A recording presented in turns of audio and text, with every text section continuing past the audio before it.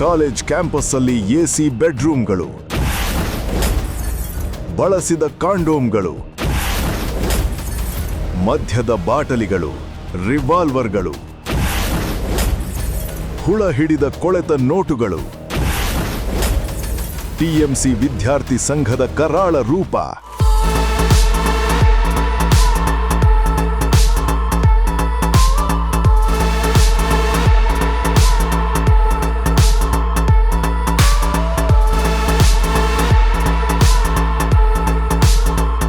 ಈ ದೃಶ್ಯಗಳನ್ನು ನೋಡಿ. ಎಸಿ ಬೆಡ್ರೂಮ್, ಪಿಸ್ತೂಲು, ಮದ್ಯದ ಬಾಟಲಿಗಳು, ಕೊಳೆತ ನೋಟುಗಳು.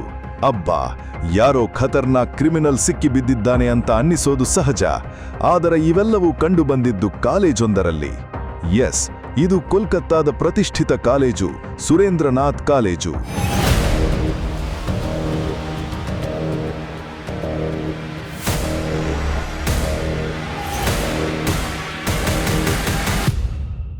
ಕಾಲೇಜು ಕಟ್ಟಡದ 5ನೇ ಮಹಡಿಯಲ್ಲಿರೋ 2 ರೂಮ್ಗಳಲ್ಲಿ ಇವೆಲ್ಲ ಪತ್ತೆಯಾಗಿವೆ.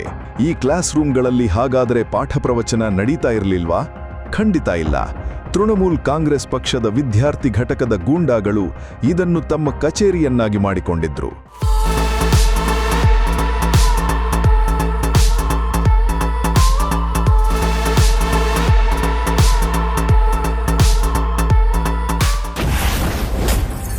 ಆಡಳಿತ ಮಂಡಳಿ ಕೆಮ್ಮಂಗಿಲ್ಲ, ವಿದ್ಯಾರ್ಥಿಗಳು ದೂಸ್ರ ಮಾತಾಡಂಗಿಲ್ಲ.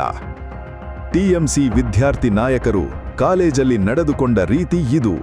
ವಿದ್ಯಾ ದೇಗುಲವೊಂದನ್ನು ಹೇಗೆ ಮೋಜುಮಸ್ತಿಗೆ, ತಮ್ಮ ಗೂಂಡಾಗಿರಿಗೆ ಇವರು ಬಳಸ್ಕೊಳ್ತಾ ಇದ್ರು ಅನ್ನೋದಕ್ಕೆ ಇದು ಸ್ಪಷ್ಟ ಉದಾಹರಣೆ.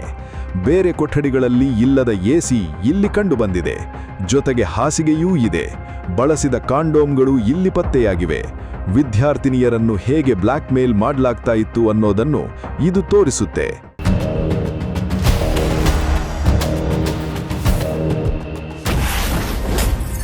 ಕಪಾಟುಗಳಲ್ಲಿ ಕಂಡಿತ್ತು ಕೊಳೆತ ನೋಟುಗಳು.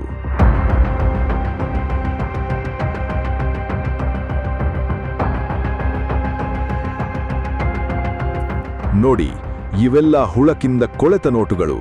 ಅದೆಷ್ಟು ವರ್ಷದಿಂದ ಇದನ್ನು ಸಂಗ್ರಹಿಸಿಡಲಾಗಿತ್ತು ಅನ್ನೋದನ್ನು ನೀವು ಊಹಿಸಬಹುದು. ಈ ಹಣ ಸಂಗ್ರಹವಾಗಿರುವುದು ಹೇಗೆ ಗೊತ್ತಾ?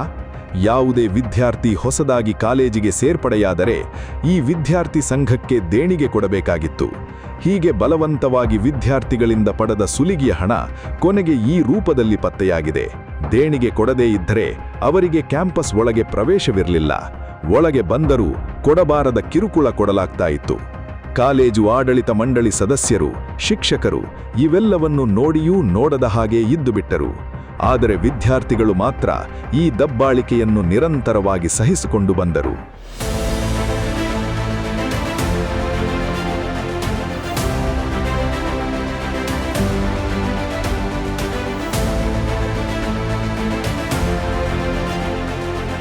ವಿಚಿತ್ರ ಅಂದ್ರೆ, ಟಿಎಂಸಿ ವಿದ್ಯಾರ್ಥಿ ಘಟಕದ ಈ 2 ರೂಮ್ಗಳನ್ನು 1 ದಶಕದ ಹಿಂದೆ ಟಿಎಂಸಿ ಸಂಸದರೊಬ್ಬರು ಉದ್ಘಾಟಿಸಿದ್ದರಂತೆ. ಯಥಾ ರಾಜ ತಥಾ ಪ್ರಜಾ ಅನ್ನೋ ಹಾಗೆ ವಿದ್ಯಾರ್ಥಿ ಸಂಘಟನೆಯ ಸದಸ್ಯರು ಗೂಂಡಾಗಿರಿಗೆ ಈ ಕಚೇರಿಯನ್ನು ಬಳಸಿಕೊಂಡಿದ್ರು. ಕಚೇರಿಯಲ್ಲಿ ದೊರೆತ ಮದ್ಯದ ಬಾಟಲಿಗಳು, ರಿವಾಲ್ವರ್ಗಳು ಇದನ್ನು ಸಾಬೀತುಪಡಿಸುತ್ತಿವೆ. ಇದೀಗ ಈ ಕಚೇರಿಯ ಮೇಲೆ ದಾಳಿಯಾಗಿದೆ. ಸಂಬಂಧಪಟ್ಟವರ ವಿರುದ್ಧ ಕ್ರಮ ಆಗಲಿದೆ. ಹಾಗೆಯೇ ಟಿಎಂಸಿ ಪಕ್ಷದ ವಿದ್ಯಾರ್ಥಿ ಘಟಕವನ್ನು ಬ್ಯಾನ್ ಮಾಡಬೇಕೆಂಬ ಆಗ್ರಹವು ಕೇಳಿಬಂದಿದೆ. ಇದು ಒಂದು ಕಾಲೇಜಿನ ಕಥೆ. ಇಡೀ ಪಶ್ಚಿಮ ಬಂಗಾಳ ರಾಜ್ಯಾದ್ಯಂತ ಈ ರೀತಿಯ ದಬ್ಬಾಳಿಕೆಗಳು ನಡೆಯುತ್ತಾ ಇದ್ದವು ಅನ್ನೋದು ಇನ್ನಷ್ಟೇ ಬಹಿರಂಗವಾಗಬೇಕಿದೆ.